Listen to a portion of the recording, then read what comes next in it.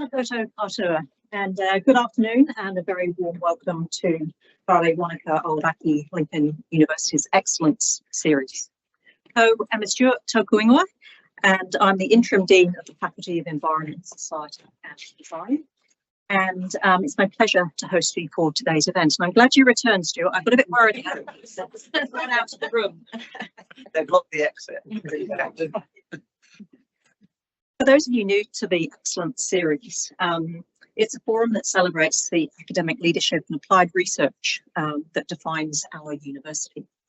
Through these events, we showcase the work of our scholars, whose research is helping to shape a more sustainable, productive and resilient Aotearoa New Zealand, and whose impact extends well beyond our own shores.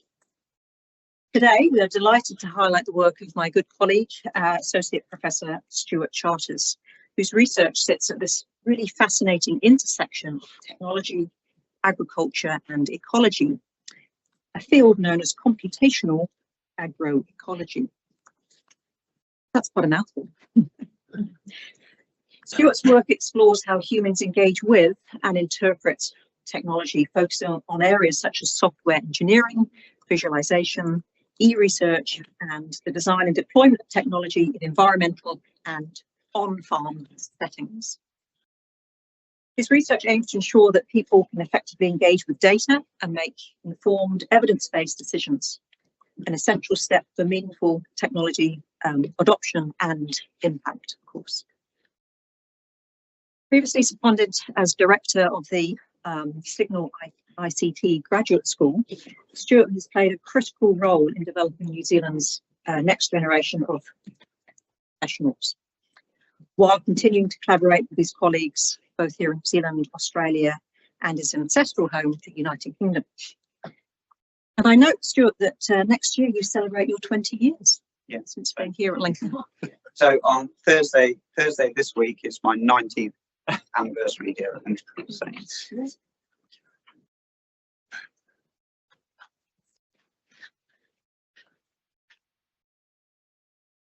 So 20 years, I think you get the honour of being on the stage here today. And if this is not enough, Stuart is also the co-architect of our new Masters of AI for Land Use. And that will be launched next year. So it's open to applications, just putting it out there. Always looking for an opportunity to plug our new programs, of course. And we even have a new banner.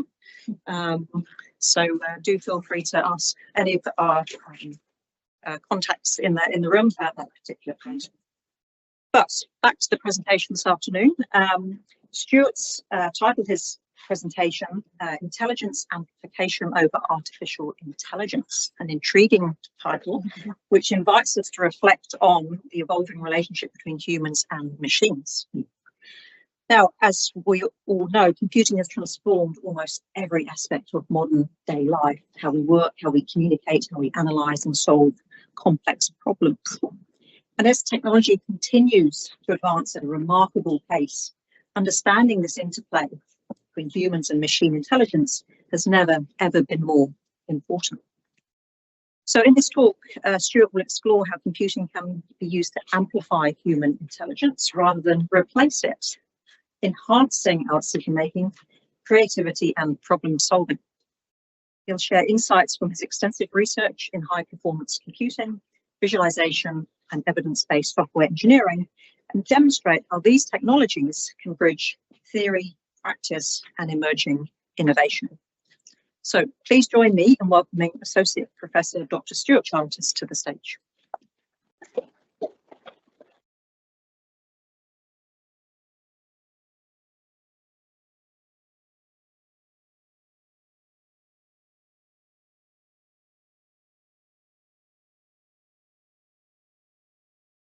Sounds like quite a big challenge. So good afternoon and thank you for coming along and joining me for this session. I thought, given that it was just about the 19th anniversary of my time here at Lincoln, that it would take you on a bit of a time journey. We can go back into the past, come through to the present day, and maybe also think a little bit about the future. So to start us off, please jump in your time machines and come with me back to the 1840s in England. Now, computer science is a relatively young discipline, and you can argue that this is when it all started to take off. You might have heard of Charles Babbage and the analytical engine. Few people have heard of Augusta Ada King, Countess of Lovelace. He worked alongside Charles Byron. Charles Babbage. He was a daughter of Byron, but he worked alongside Babbage and is credited with writing the first computer program that would have run on the analytical engine. But more than that, she is also credited with being one of the first person to see that computers were more than calculators. Seeing that computers had application in music and other fields.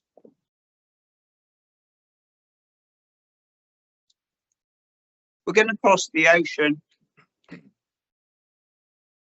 and jump 100 years to the 1940s and the United States of America. Towards the end of the Second World War, US Navy were looking at the early digital computers.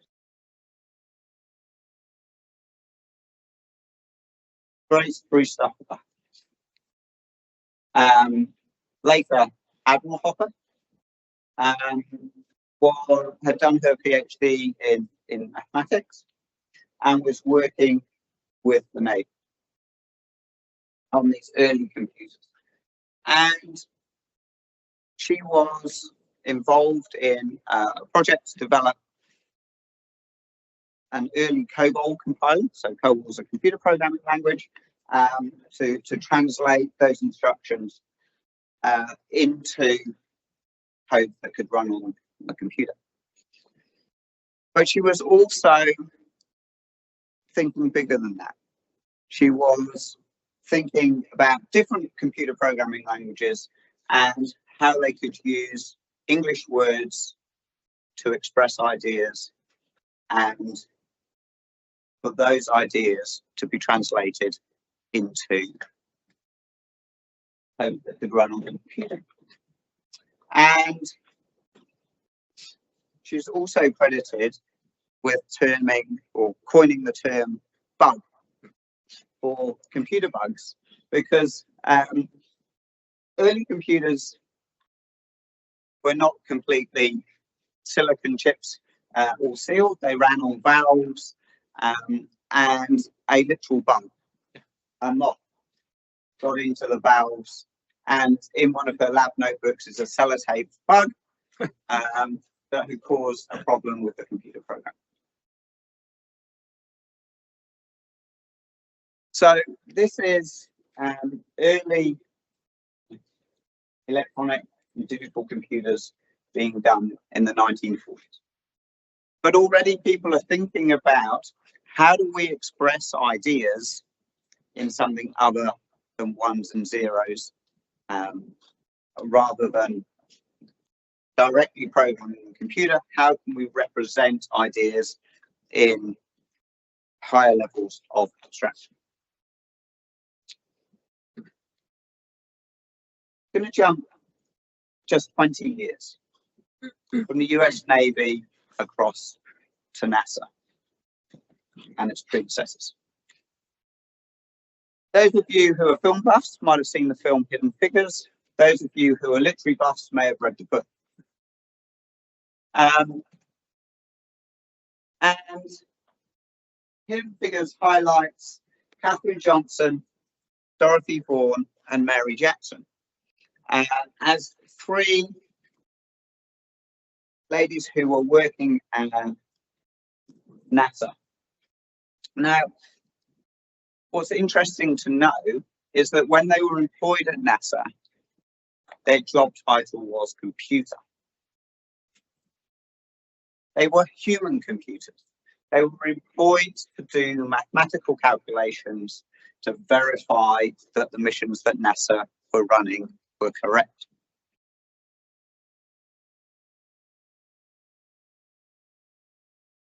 NASA then got what we now think of as computer. And these ladies were all going to be made, well, I'll say redundant, but I'm not sure America does redundant.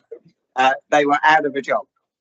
However, they had trained themselves in how to operate and program these computers. So they became some of NASA's first programmers and implemented programs to run what NASA, the calculations that NASA needed to do to ensure that their space missions were successful.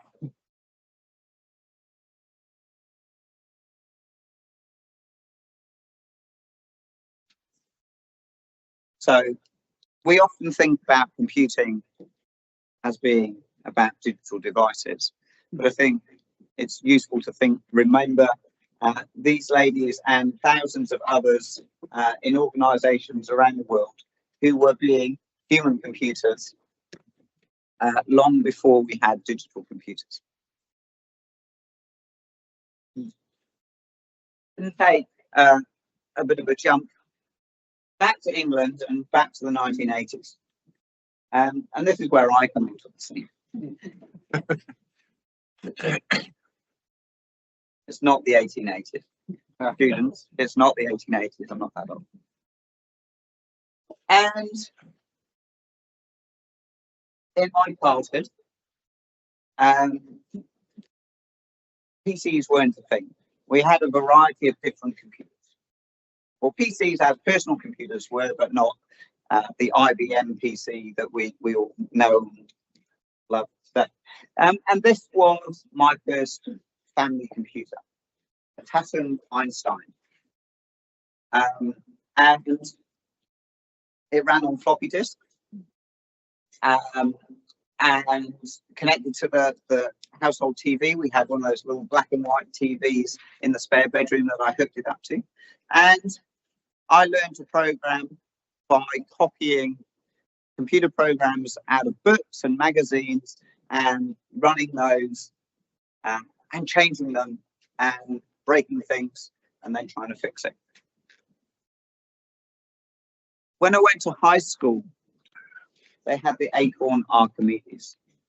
And the Acorn Archimedes was a successor to the BBC Micro. And this lives on today in your pocket, in your cell phone, because the reduced instruction set, the code that the chip runs here,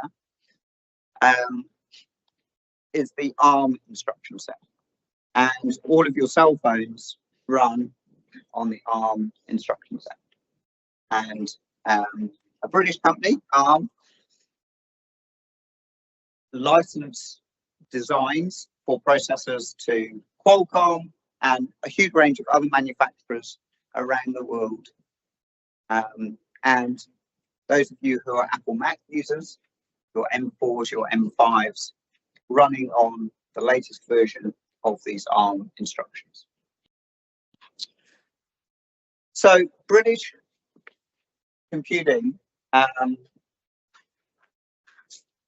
for many school kids who grew up about the same time as I did, really brought them into playing with computers and starting to their programming journey. Ooh.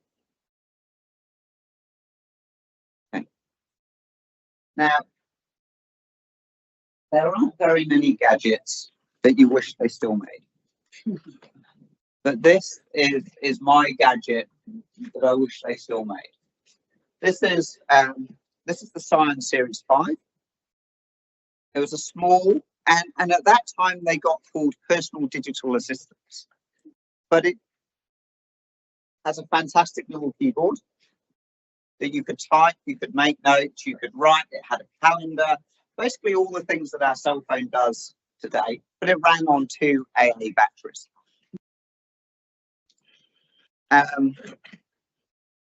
It has an infrared port on the back, and you could send documents to a printer over an infrared link. I had a little HP printer with an infrared receptor that would receive documents. Because I was cool and hip, I had this special holster. And not only did it have a belt, but it had like a set of braces. And so you could wear it under your arm and be ready to go at the moment. Even came with a stylus. It was grayscale, but what do you need colourful?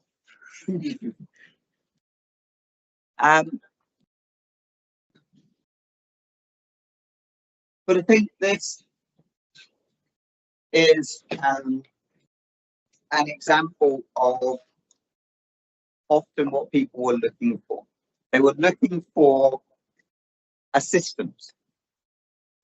Yes, you can run a paper diary, but running a paper diary and a contact book and being able to type up documents and things. So people wanted assistance with what they were doing. Perhaps not much intelligence amplification going on here, but lots of digital assistance. As a human, I want to be assisted. I'm going to stay in England, but jump 20-ish years later. And off to university. I went to Durham University in the UK, both my undergraduate and my PhD. Michael, I won't get you there from here, but Bill Bryson, who later, basically on the back of this quote, became Chancellor of Durham University, said, if you have never been to Durham before, go there at once, take my car. It's wonderful. And this bridge, Predham's Bridge, features in The Lion, the Witch, the Wardrobe movie. This cathedral, Durham Cathedral, features with a lot of CGI in the Harry Potter movies. So it gives you a bit of an idea about the vibe and the aesthetic. And I was a student at St Chad's College here. It's a pity the provost isn't here, but this is the dining hall, and this is College Crest on the end.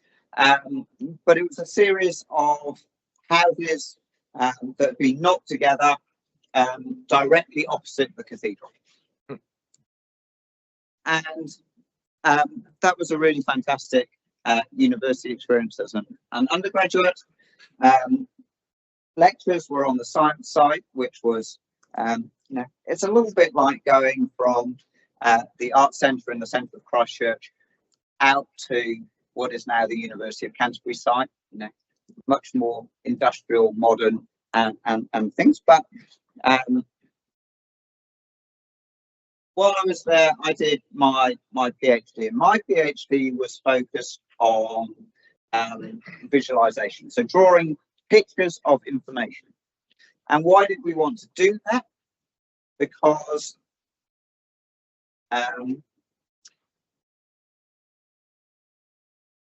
often, screens of numbers, pages of information are hard to interpret by humans. So we want to convert that into representations that people can look at, they can reason about, and they can collaborate and communicate. I had a couple of science examples, so one here from X-ray crystallography, and one here that I had to colour invert to go in my PhD because red on black doesn't print very well in black and white. But this is dark matter. So this is a big numerical simulation being run of the formation of the universe. And people don't want to look at numbers to lots and lots of decimal places. They want to see actually how does matter move over time.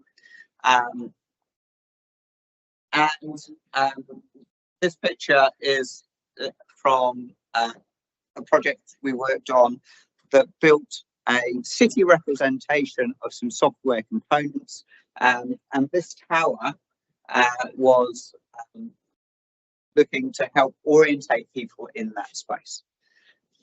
So we had buildings that represented different pieces of software and different properties about them.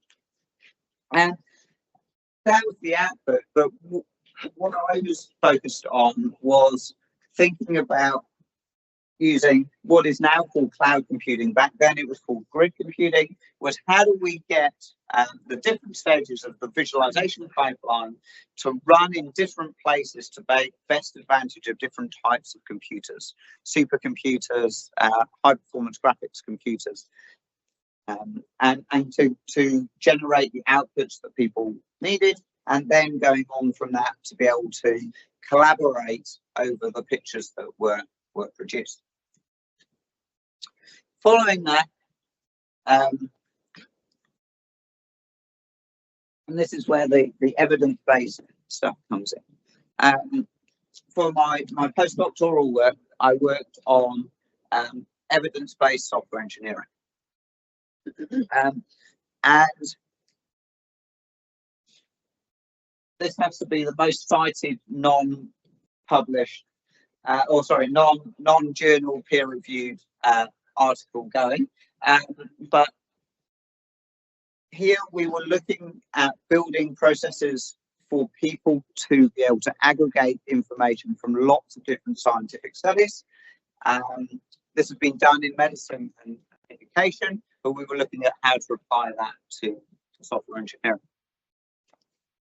And one of the things that we found was that people were really bad at reporting what they'd done. People write, scientists write, researchers write research papers, and then they publish these abstracts of them, which were often, cut and paste the first couple of paragraphs of the introduction. And you actually had to read the whole paper to go through and do that. And when you're trying to do a systematic literature review, you might have hundreds or thousands of search results that you need to go through and screen to work out whether they are useful. So we worked related to this on looking at structured abstracts. Now, structured abstracts are really easy. Simple idea is when you write an abstract, you put some headings in, and that forces you to write about those things. So you basically have a checklist of things to include in your paper. And as a result of this work, a large number of journals then have started to adopt structured abstracts as a way for people to present their results and to communicate their information. And I know I use it with students, even if it doesn't require a structured abstract for the submission. Use these headings to make sure you get through the information.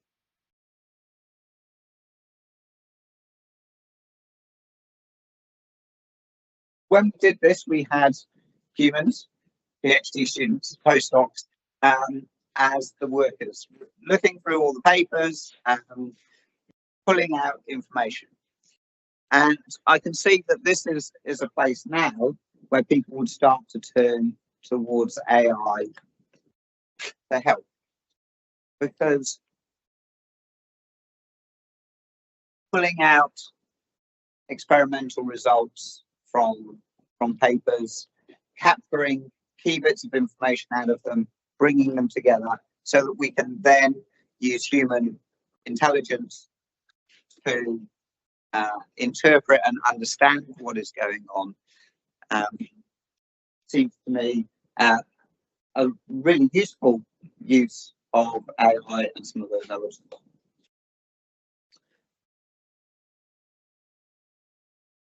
So 19 years ago, I got on a plane and ended up here.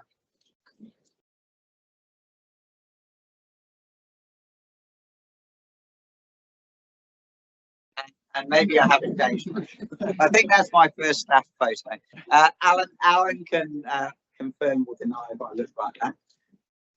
But I had the pleasure with Alan, of supervising Bernard, and this was one of my first PhD students here at Lincoln. And Bernard looked at Lake Ellesmere and producing a decision support tool to help understand times that the lake could be open to the ocean, but maintain availability for all the other users and maintain the lake at levels that work. The hard bit of this was not so much the visualization.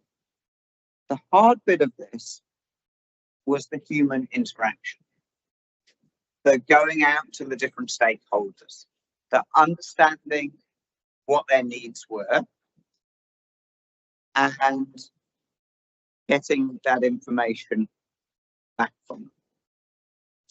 And that required building relationships, that required having conversations, that required having humans in the room.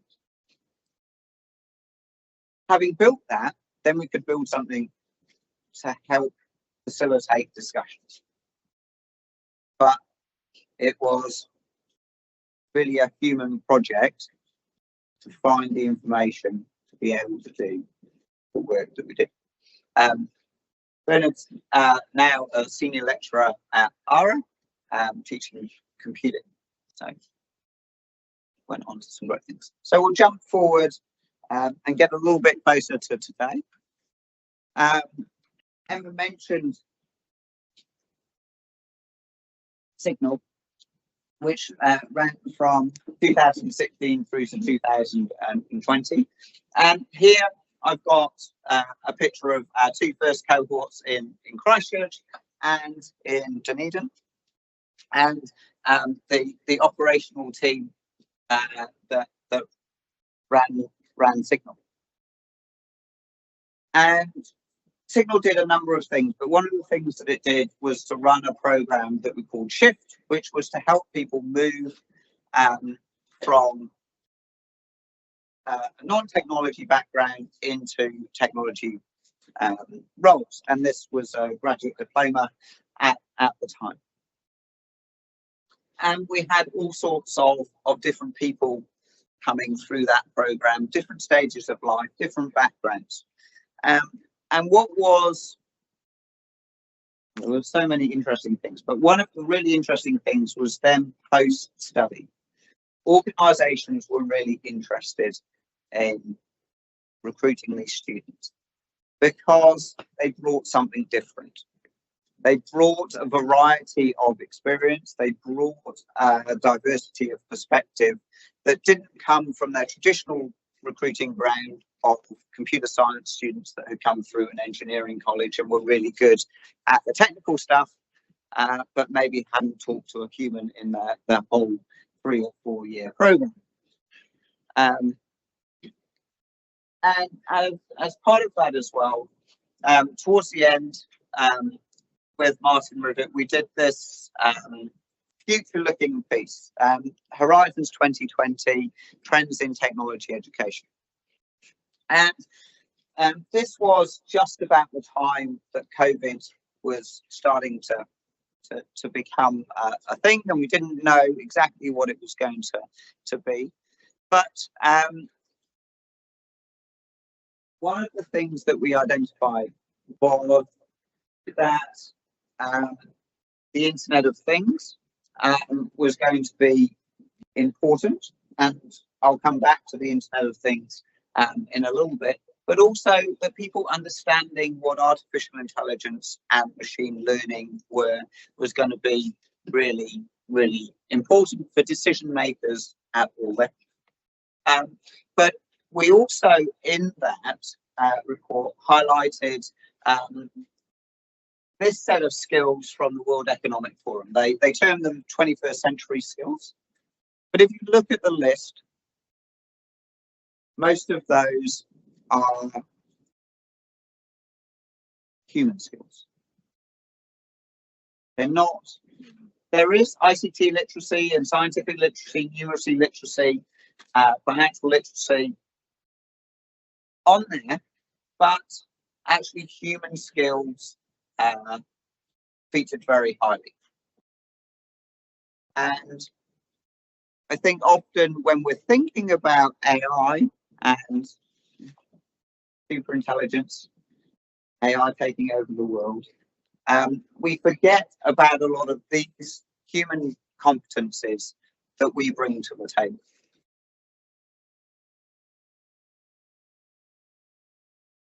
So we're getting a bit closer to today. And great to have Professor Pablo with us as well. As part of the Designing Future Productive Landscapes, I lead a theme that we call computational agroecology. Academics like to sound fancy, don't they? You know, playing with computers on the farm doesn't quite have the same ring. but really, what are we trying to do here? Is we're trying to say, how can we use technology in agricultural and environmental context to support operational farming, day-to-day farming, scientific research? And there's already loads of commercial solutions out there that do all sorts of digital things on farm. The problem is getting those things to talk to each other. And actually, most of the problems aren't technical. They're human. They're decisions that people have made about why their product is so special that you can only access their data through their interface. They're legal because, oh no, we've got this super special algorithm, and you can have a copy of your raw data that goes into the algorithm and we'll tell you what the output is, but you can't keep that output. You know, that's our special source. And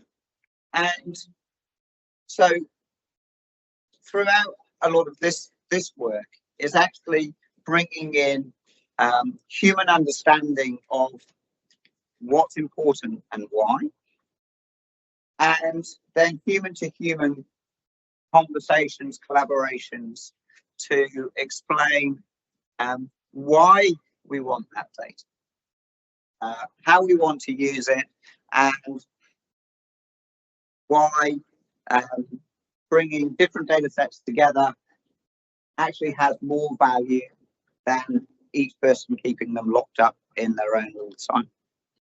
So AI is really useful if you want to understand the file format of something that comes off the sensor, or help write a bit of code that allows two things to talk to each other. But I haven't yet seen an LLM or other tool that will phone up an organization, find the right person in that organization to deal with the legal and ethical issues of sharing data. When Signal finished, we launched the Master of Applied Computing. And I just looked before we came over, and we've had over 1,800 students who have come through our Comp 636 software development course, which is part of Master of Applied Computing, part of the Master of Precision Agriculture and Master of FinTech over the past 5 years. And in a similar way to Shift, we have brought, and many of you students in the room have survived my teaching or are currently subjected to it, but we've brought a huge number of people through this program in the same way as Shift, from a wide variety of backgrounds. And one of the things that I say to the students is that we're producing solutions, digital solutions that humans will use. And those solutions are far better if the people that are contributing to the development of those solutions are representative of the people who will be using it. They understand some of the cultural implications, they understand different viewpoints and perspectives. There's lots of examples in history where, and car seatbelts is a really great one, where a certain type of person was involved in the design, and they only thought about themselves. They didn't really consider the different shapes and sizes of different people who would be using vehicles, and actually how a safety mechanism needed to cater for them.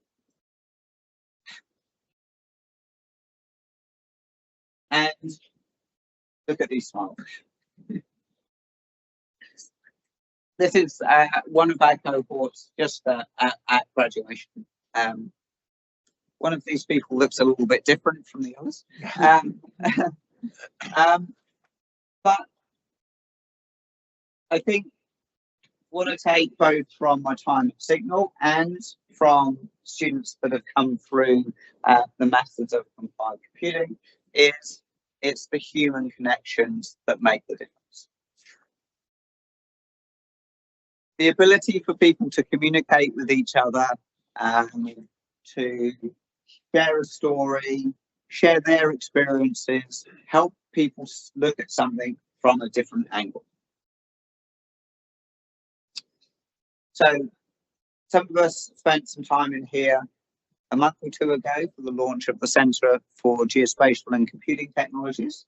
And that was really great from a personal perspective and hopefully from a Lincoln's perspective to communicate that whilst computing has been happening here for a long time, and in 2027, I think we'll celebrate both 60 years since the first computer arrived at Lincoln and 40 years of computing teaching at Lincoln. But it's had some times both in the limelight and in the shadows, and hopefully we're able to shine a little bit of light on it through Centre at the moment. And as Emma said, starting semester 1 next year, we're launching the Master of Artificial Intelligence for land use. And again, we've got lots of technical content in, but we've also made sure that within this course or within the program that we look at the human aspects. What are the legal issues? What are the privacy issues? What are the cultural issues of accessing data, sharing data, machines making decisions about people or informing decisions about people? And that is really, really important, because there is one thing I think from time immemorial that has been said in computing: garbage in, garbage out. Machine learning, artificial intelligence is just the same. If we don't train our models on good data, they're not going to be good outputs. It might be hallucinated outputs, they might just be inaccurate or biased. And how do we know what's good data? Well, the current approach is search the web for whatever you can find. If you can download it, it's fair game, and I'll feed it in. But actually, I don't think that's going to serve us in the long term. Even putting aside the privacy, or the intellectual property and the copyright issues that many publishers have with how people are scraping data and training models, actually, there's a huge amount of rubbish on the internet. We spend our time scrolling through it, doom scrolling, all sorts of things. And we're expecting this to take over the world. We wonder why, left unchecked and without guardrails, many of these LLMs tend towards unsavory, racist, white supremacist opinions and views because of the training data that has been fed into them. You might have heard of the term work slop. That's the current buzzword doing the rounds. Essentially, you've put in a question to the LLM, you've got the output, from it and you've cut and pasted it into the document, said, there's the report, there you go. And look, technically, LLMs and transformers are great, but at some level, they're a statistical prediction machine that predicts what's the next most common output. So if you want to write the most average report ever, AI is pretty good for that. If you want something with critical insight and judgment, you still need a human.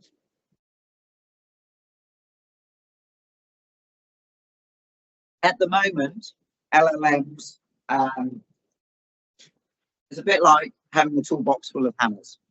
We've got an LLM, or we've got some AI that will do pictures, we've got some that will do music, we've got some that will do text, but they're really sort of just different hammers, and seem to be taking the approach that, well, just hit it with whichever LLM you have. And the underlying technology with the right training data and the right human input and guardrails around it has the ability to be a really multifaceted toolbox. And so instead of a toolbox of hammers, we'll have a toolbox of hammers, spanners, scalpels, all of the tools. And one of the latest buzzwords is agentic AI, but actually trying to work out which tool you need when and why, and using the right tool for the right purpose. But often that still needs human guidance.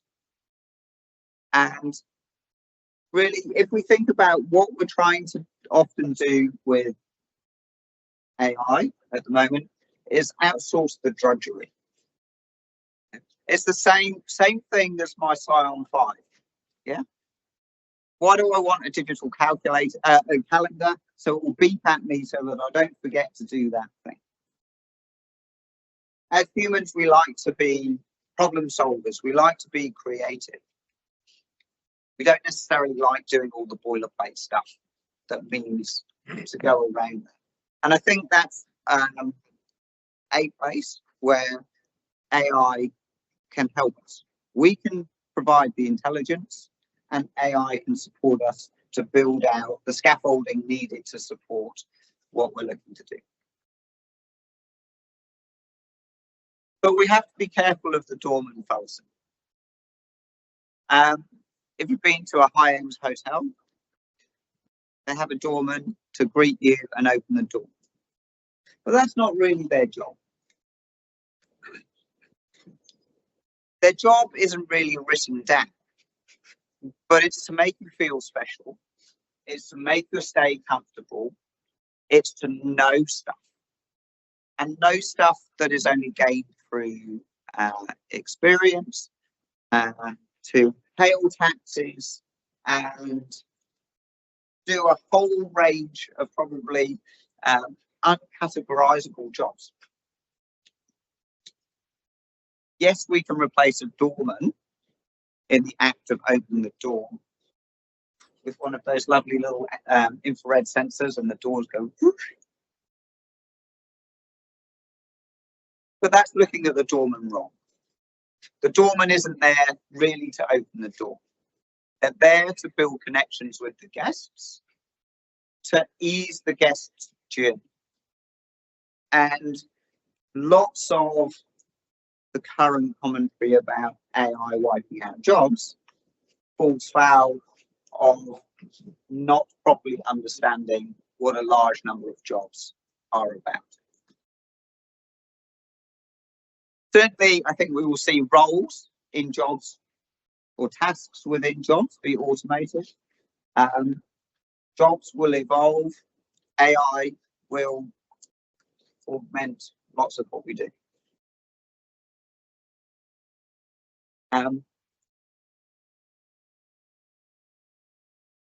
Without wanting to be too down on the Lincoln University digital systems, if you can find an AI that can navigate some of our systems, then maybe I'll revise my view. But students on their enrolment journey often are looking for support with that journey because it's not necessarily straightforward.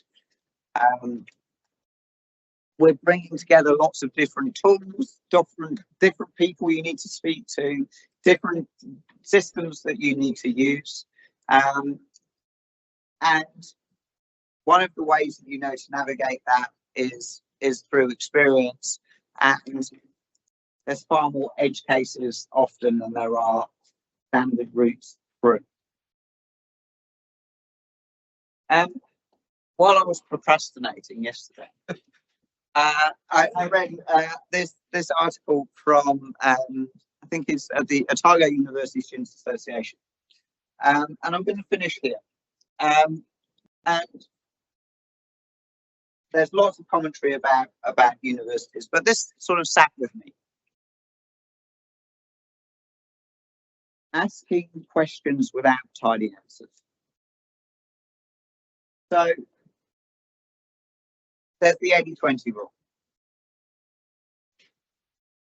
AI can probably automate and other AI-like and digital technologies automate the 80% of things that are common.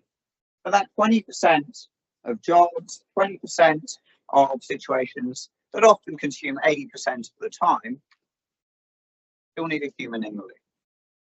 And we talk about artificial intelligence. I'm not sure actually anyone can yet pin down what actually intelligence is, but AI at best can regurgitate hold over other people's opinions. There's some models that are supposed to be reasoning, but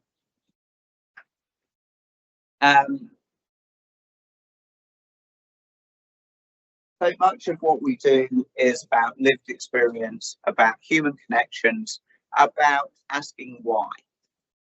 I think if you stick one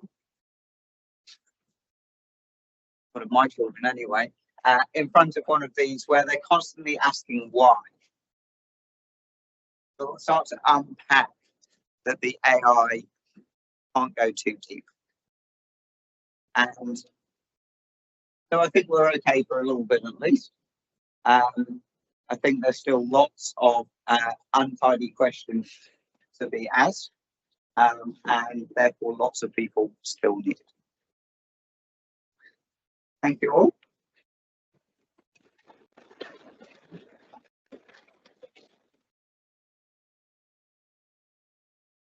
I'm sure I can already see hands up, but just while I've got the floor, I think thank you for acknowledging the historic figures at the beginning of your presentation. They're all women. Yeah. And he's not here, so I can say. So, but those who know me, I've got 3 children. The eldest one is named after her grandmother. The middle one, though, is Ada Grace. You might know one. The other theme that you repeated was that clearly human dimension is so critical. And you know, computers clearly cannot do the compelling thinking for us. And that was the theme that kind of repeated all the way through your presentation. It just made me wonder, Stuart, you know, if you wanted to retrain as a social scientist, I think you're well positioned to do so. Just putting it out there. In the UK, you do A levels. I did math, computing, and I did geography. Geography, you can do a BA or a BSc. In geography, the right one. You are amongst friends, that's cool. Okay, questions. Right, thank you very much, Stuart. That was a wonderful presentation.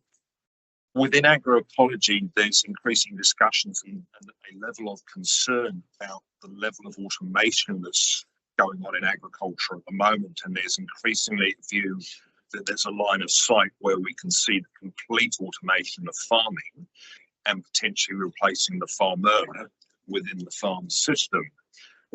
That's there within agroecology, but on the other side of the fence over in the computing department and the engineering department, there's not an awareness that there is even this concern sitting within the agroecology department. So somebody who's kind of on that fence and bridging that divide, what's your perspective? So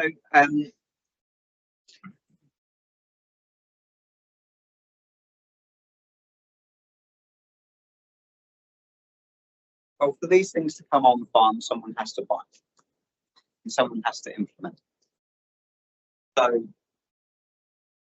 until you know, one farmer owns all of the land and all of the farming, but there's still a social license and an ability to make that decision. You might get it out competed. Yeah. That's kind of the concern, because farmers are essentially the part of the wider food system, bookended between the corporates that control the inputs to agriculture and the corporates that control the outputs of agriculture. And part of the agroecology concern is around the social components. That allows corporatization of the farming system itself, and actually therefore eliminates farmers from the food system, and therefore brings the whole food system under corporate control.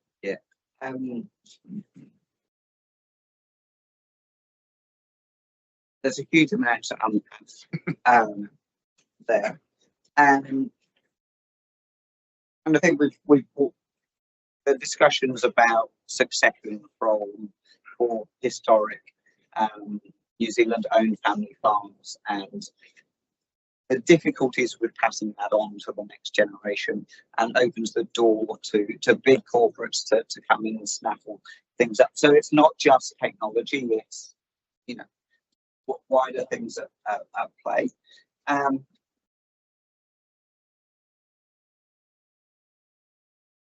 think we've also though seen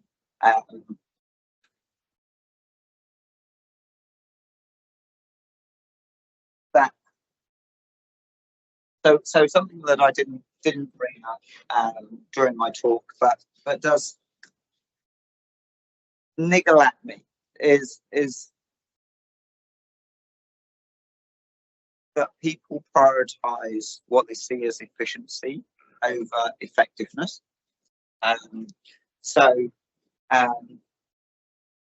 Those residents upstairs in this building will understand this. It is a more efficient use of the space to go open plan. Is it more effective for those people that inhabit that space? And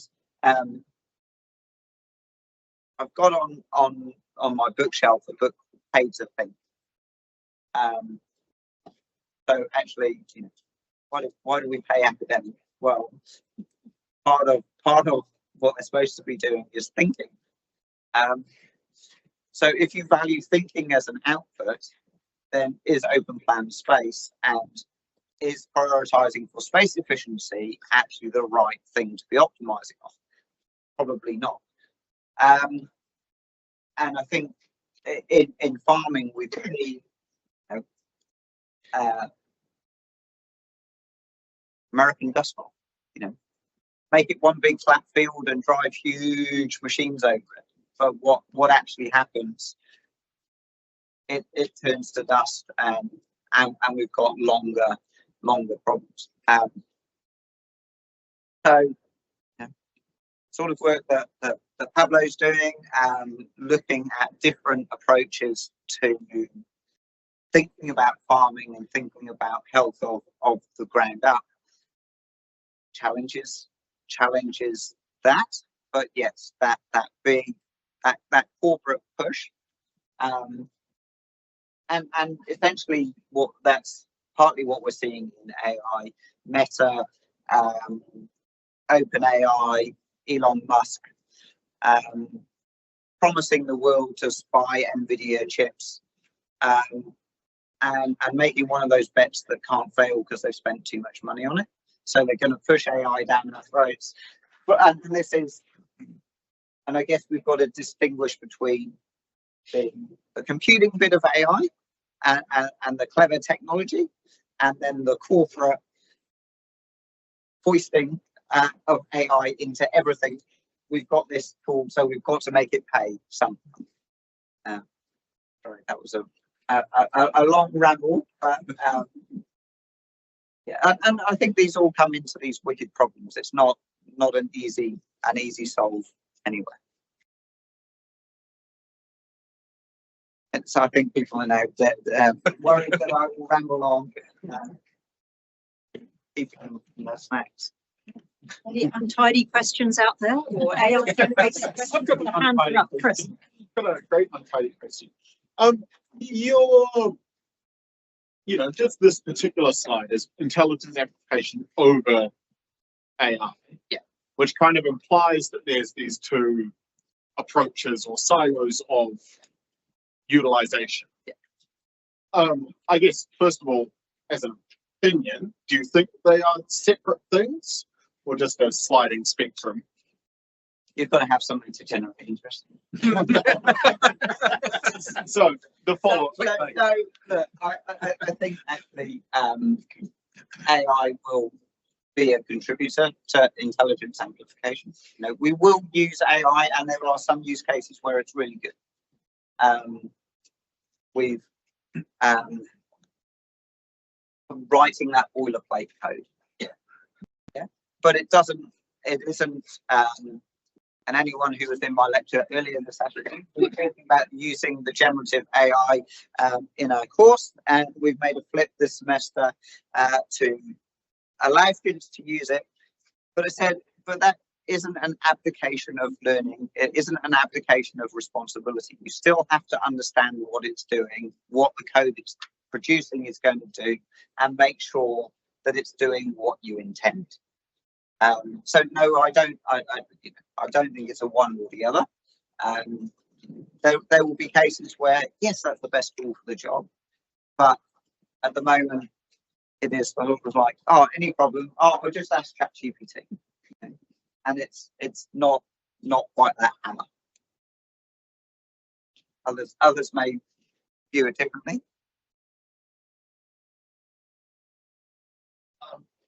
My question is kind of simple, but I want to run a little bit and just gather to put the evidence that I'm a human. So you definitely already in a very long pathway on this artificial intelligence.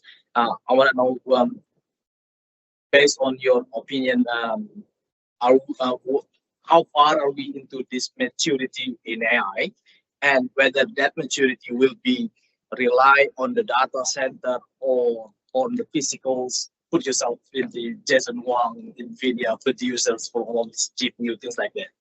But before going to that, I just wanna, because I'm very intrigued when you said how people, if they already pin the intelligence based on the perception. This is my personal hypothesis that I found wrong lately, because I was thinking we are limited by the capacity of our brain.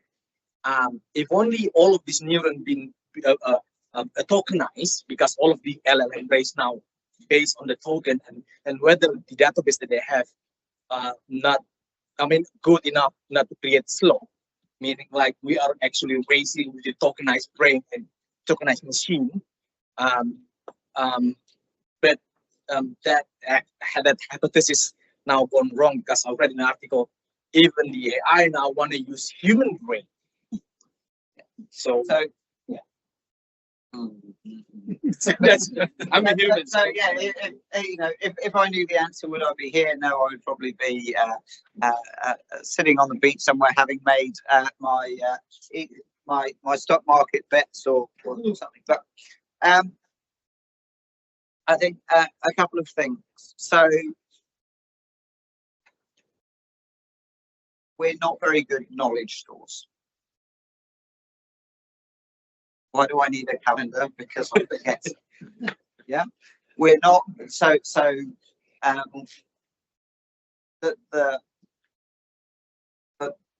we're not that great at memorizing things. Yeah, that rote learning So there's certain things that it is useful to know and have a recall, but they're to help us accelerate doing other things.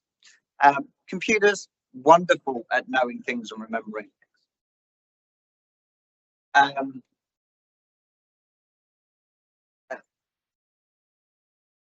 In terms of, if you look at the history of computing, we've gone from centralized to decentralized, back to centralized, back to decentralized. Sort of cloud computing at the moment is quite a centralized model. And what I can see with AI is potentially a flip back to a decentralized model. So you need all these GPUs running for training the models. But once the model is trained, you don't necessarily need $100 billion worth of GPUs to run it.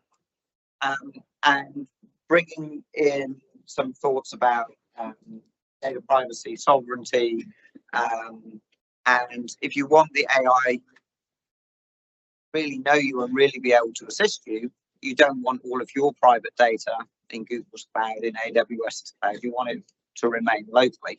And whether that's personal or corporate.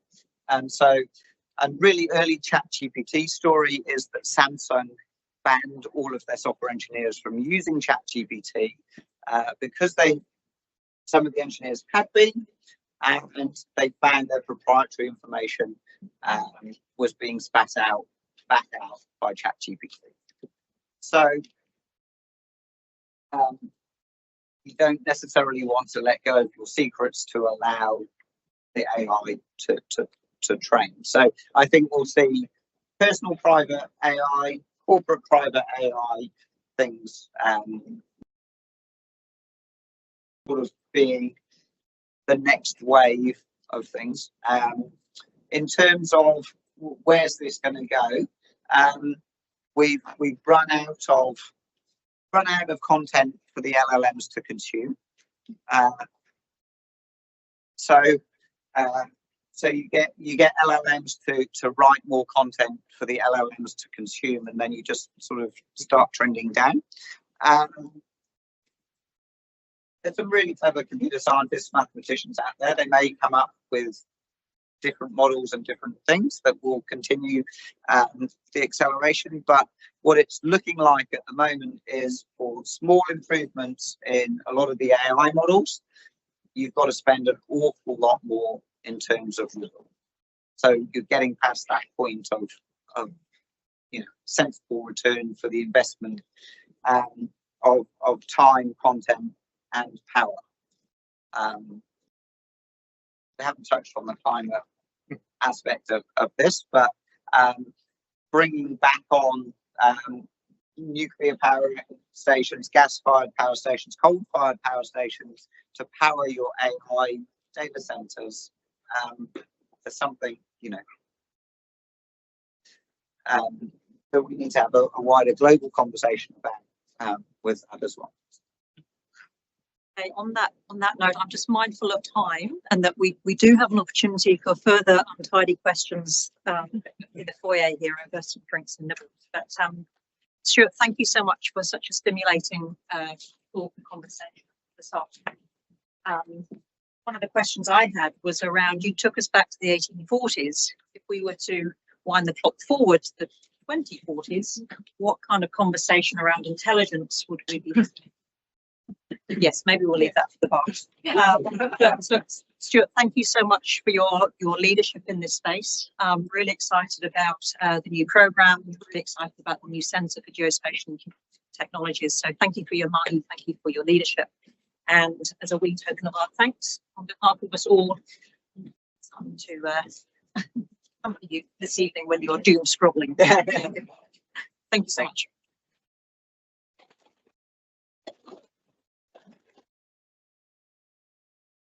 Balls in the foyer.